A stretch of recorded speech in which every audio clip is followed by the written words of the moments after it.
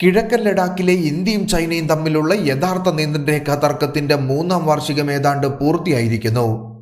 ഈ തർക്കം എപ്പോൾ പരിഹരിക്കപ്പെടുമെന്ന് ഇതുവരെയും വ്യക്തമായ സൂചനകളൊന്നും തന്നെയില്ല. LACയിൽ 2020 ഏപ്രിലിന് മുൻപുള്ള സ്ഥാനത്തേക്ക് ചൈന എപ്പോഴെങ്കിലും തിരിച്ചു വരുമോ എന്നതിനും ഇപ്പോഴും ഒരു സൂചനയുമില്ല. ചൈനീസ് പീപ്പിൾസ് ലിബറേഷൻ ആർമിയെ പിന്തിരിപ്പിക്കുന്നതിൽ ചില പുരോഗതി നാമമാത്രമാണെങ്കിലും ചില സ്ഥലങ്ങളിൽ ഉണ്ടായിട്ടുണ്ട്. എന്നിരുന്നാലും ഓരോ ദിവസം കഴിയുന്തോറും ചൈന സംഘർഷത്തിന്റെ ഗ്രേഡിയന്റ് വർദ്ധിപ്പിക്കുകയാണ് എന്നത് വളരെ വ്യക്തമാണ്. അടുത്തിടെ അരുണാചൽ പ്രദേശിലെ 11 സ്ഥലങ്ങളുടെ പേര് മാറ്റിയത് LAC ലംഘനത്തിന് ശേഷമുള്ള രണ്ടാമത്തെയും 2017 ഡോക്ലാം തർക്കത്തിന് ശേഷമുള്ള 3ാമത്തെയും ശ്രമമായി കണക്കാക്കപ്പെടുന്നു. ഇന്ത്യ തങ്ങളുടെ ദേശീയ താൽപര്യങ്ങൾ ഉയർത്തിപ്പിടിക്കുകയും ആവശ്യമായ എല്ലാ നടപടികളും മിഷൻ മോഡിൽ ഏറ്റെടുക്കുകയും ചെയ്യുന്നു. അതേസമയം ഇന്ത്യയും ചൈനയും ആണവശക്തികളാണെങ്കിലും രണ്ട് രാജ്യങ്ങളും ആണവായുധങ്ങൾക്കായി നോ ഫസ്റ്റ് യൂസ് നയം പ്രഖ്യാപിച്ചിരിക്കുന്നു. ഉഭയകക്ഷി അന്തർദേശീയ മാനദണ്ഡങ്ങളോടും കരാറുകളോടും ചൈനയ്ക്ക് കാര്യമായ പരിഗണനയില്ലാത്തതുകൊണ്ട് നോ ഫസ്റ്റ് യൂസിന്റെ സ്വയം പ്രഖ്യാപിത നയത്തിന് യാതൊരു വിശ്വാസ്യതയുമില്ല എന്നതൊരു സത്യമാണ്. എന്നിരുന്നാലും ചൈനയ്ക്ക് തങ്ങളുടെ കരസേനയെ അവരുടെ നേട്ടത്തിനായി പ്രയോജനപ്പെടുത്താൻ കഴിയുമെന്നതിനാൽ പരമ്പരാഗത ഡൊമെയിനിൽ സംഘർഷമുണ്ടാകാൻ സാധ്യതയുണ്ട്. എന്നാൽ ചൈനയുമായി താരതമ്യപ്പെടുത്തുമ്പോൾ ഇന്ത്യയുടെ സൈനിക സ്വത്തുക്കൾ LACയോട് വളരെ അടുത്തിരിക്കുന്നതിനാൽ ചൈനയ്ക്ക് മതിയായ ഓപ്ഷനുകളില്ലാത്ത പർവ്വത പ്രദേശങ്ങളിൽ മേൽക്കൈ ഇന്ത്യക്ക് തന്നെയായിരിക്കും. നിലവിൽ PLAയുടെ ഗ്രൗണ്ട് ഫോഴ്സുമായി താരതമ്യപ്പെടുത്താൻ കഴിയുന്ന സൈന്യം ഇന്ത്യക്കുണ്ടെങ്കിലും സാങ്കേതികമായും അവയെ നമ്മൾ മറികടക്കുകയും വേണം. ഇന്നത്തെ വീഡിയോയിൽ ചൈന അതിർത്തിയിൽ വീണ്ടും അതിർത്തി കയ്യേറാൻ ശ്രമിക്കുന്ന നിലപാടെടുത്താൽ സംഘർഷം കൈകാര്യം ചെയ്യാൻ ഇന്ത്യക്ക് കൂടുതൽ അനുകൂലമായ മറ്റു മാർഗങ്ങൾ ഏതൊക്കെയാണ് എന്നുള്ള ചോദ്യത്തിന്റെ ഉത്തരം കണ്ടെത്താൻ നമുക്കൊന്ന് വിശദമായി ശ്രമിക്കാം.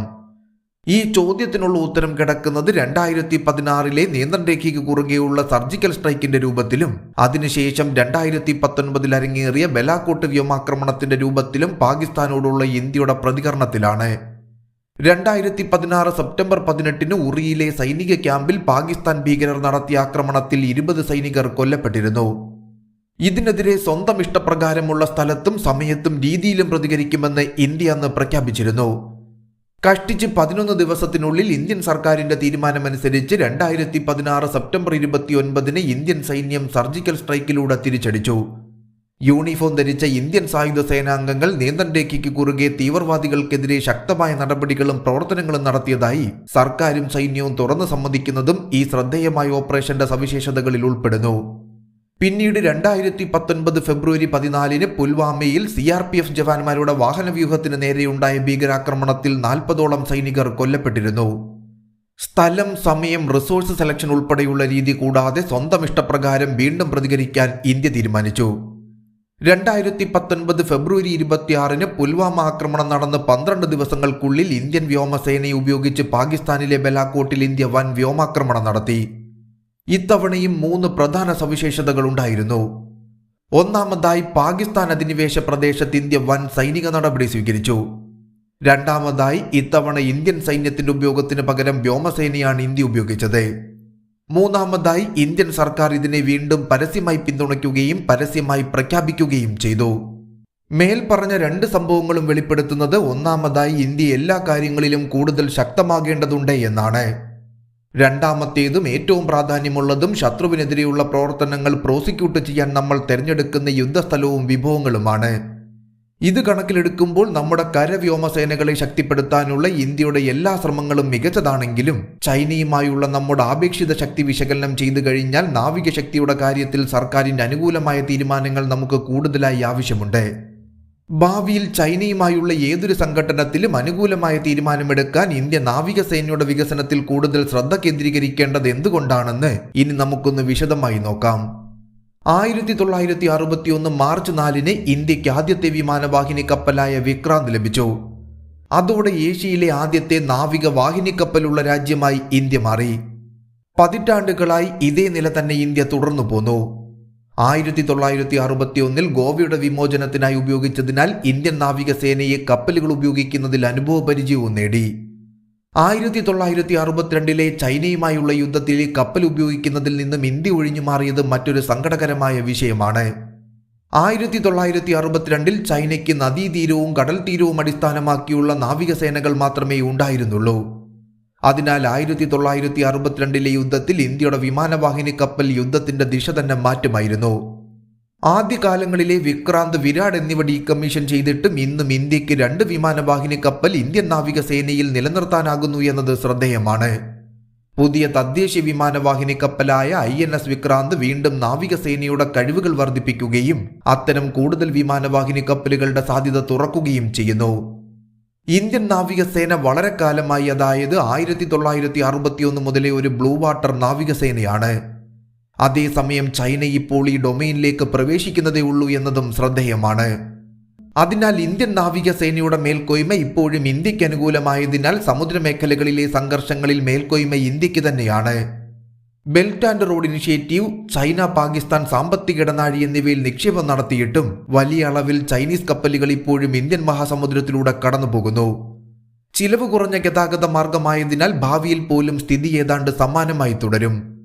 ആൻഡമാൻ നിക്കോബാർ ദ്വീപുകൾ ഉൾപ്പെടെയുള്ള ഒന്നിലധികം ദ്വീപുകളുമായി ചേർന്നുള്ള ഇന്ത്യയുടെ ഭൂമിശാസ്ത്രപരമായ സ്ഥാനം ഇന്ത്യൻ മഹാസമുദ്രത്തിലൂടെ പടിഞ്ഞാറ് നിന്ന് കിഴക്കോട്ടോ തിരിച്ചുമുള്ള ഏത് ചലനത്തിലും ഫലപ്രദമായി ഇടപെടാൻ ഇന്ത്യക്ക് ഒരു പ്രത്യേക നേട്ടം നൽകുന്നു. ഈ പ്രത്യേക നേട്ടം സമുദ്രമേഖലകളിലെ സംഘർഷം ഇല്ലാതാക്കാനുള്ള ഇന്ത്യൻ നീക്കങ്ങൾക്കായി മികച്ച രീതിയിൽ ഉപയോഗിക്കാൻ കഴിയും. കര അതിർത്തികളിലെ ഇടപെടലുകൾക്ക് വ്യത്യസ്ത തലങ്ങളുണ്ട്. അവ പ്രാദേശിക അഖണ്ഡതയോടും ദേശീയ പരമാധികാരത്തോടും സ്ഥിരമായി ബന്ധപ്പെട്ടിരിക്കുന്നു. സംഘട്ടനത്തിൽ ഉണ്ടാകുന്ന പ്രാദേശിക നഷ്ടങ്ങൾ ഉപകരണങ്ങളുടെ നഷ്ടത്തിനു പുറമെ വലിയ ദേശീയ നാണക്കേടും സൃഷ്ടിക്കും. അതിനാൽ കര അതിർത്തികൾക്ക് പകരം സമുദ്രമേഖലകളിൽ ചൈനയുമായി സംഘർഷമുണ്ടാകുന്നത് പ്രയോജനകരമാണ്. ആയുധങ്ങൾ എണ്ണത്തിൽ കൂടുതലുണ്ടെങ്കിലും ചൈനക്കാർ വളരെ സെൻസിറ്റീവും അതുപോലെ തന്നെ സമുദ്രമേഖലകളിൽ വളരെ ദുർബലവുമാണ്. അമേരിക്ക, നാറ്റോ രാജ്യങ്ങൾ, ജപ്പാൻ, തായ്വാൻ, ദക്ഷിണ കൊറിയ, ഫിലിപ്പൈൻസ്, ഓസ്ട്രേലിയ തുടങ്ങിയ നിരവധി അയൽ രാജ്യങ്ങളുടെ പങ്കാളിത്തം കാരണം ഇന്തോ പസഫിക് സമുദ്രമേഖലയെക്കുറിച്ച് ചൈന ആശങ്കാകുലരാണ്. സമുദ്രമേഖലയിൽ ചൈന ഒരു സംഘർഷം ആരംഭിക്കുകയാണെങ്കിൽ ഇന്ത്യൻ താൽപ്പര്യങ്ങൾക്കൊപ്പം ഈ രാജ്യങ്ങളും കാര്യമായും സ്വാഭാവികമായും ഒത്തുചേരും. ക്വാഡ്, മൗക്കസും സുരക്ഷാ സംബന്ധിയായ സംഘടനകളല്ലെങ്കിലും സമുദ്രമേഖലയിൽ ഒരു സംഘർഷമുണ്ടായാൽ ഇവയുടെ പ്രത്യക്ഷമായ ഒത്തുചേരൽ നമുക്ക് കാണാൻ സാധിക്കുമെന്നത് ഉറപ്പാണ്. 3 വിമാനവാഹിനി കപ്പലുകൾ പ്രവർത്തിപ്പിക്കാൻ ചൈന പദ്ധതിയിടുന്നുവെങ്കിലും ഇവയെല്ലാം പൂർണ്ണ പ്രവർത്തനശേഷിയിലെത്താൻ ഇനിയും സമയമെടുക്കും. അതിനാൽ സമുദ്രമേഖലകളിൽ ഇടപഴകാൻ ചൈന ശ്രമിക്കുകയാണെങ്കിൽ ഈ സമയം ഇന്ത്യക്ക് ഒരു നേട്ടം തന്നെയാണ്. അതോടൊപ്പം രാഷ്ട്രങ്ങളുടെ കൂട്ടത്തിൽ ഇന്ത്യക്ക് അതിന്റെ ശരിയായ സ്ഥാനം അവകാശപ്പെടണമെങ്കിൽ നാവിക ശക്തി വിപുലീകരിക്കേണ്ടതുണ്ട്. ഒന്നിലധികം ദ്വീപുകളെ സ്റ്റാറ്റിക് എയർക്രാഫ്റ്റ് കാരിയറുകളായി പരിവർത്തനം ചെയ്യുന്നതിനോടൊപ്പം ഇന്ത്യക്ക് കുറഞ്ഞത് 5 വിമാനവാഹിനി കപ്പലുകളെങ്കിലും ആവശ്യമാണ്.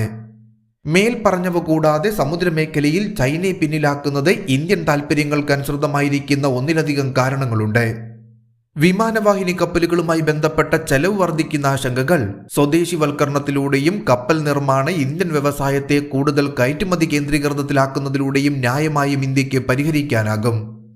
1962 യുദ്ധത്തിൽ ഇന്ത്യയുടെ നാവികശക്തി ഉപയോഗിക്കാത്തതിന് സൈനിക വിദഗ്ധർ ഇന്ന് വിലപിക്കുന്നത് പോലെ കരയതിർത്തികൾക്കെതിരായി സമുദ്രമേഖലകളിൽ ചൈനയ്ക്കെതിരായി ഇടപഴകാൻ രാഷ്ട്രം താൽപ്പര്യപ്പെടുന്നില്ലെങ്കിൽ സമാനമായൊരു വികാരം ഇപ്പോഴും ഉണ്ടാകുമെന്നത് ഉറപ്പാണ്.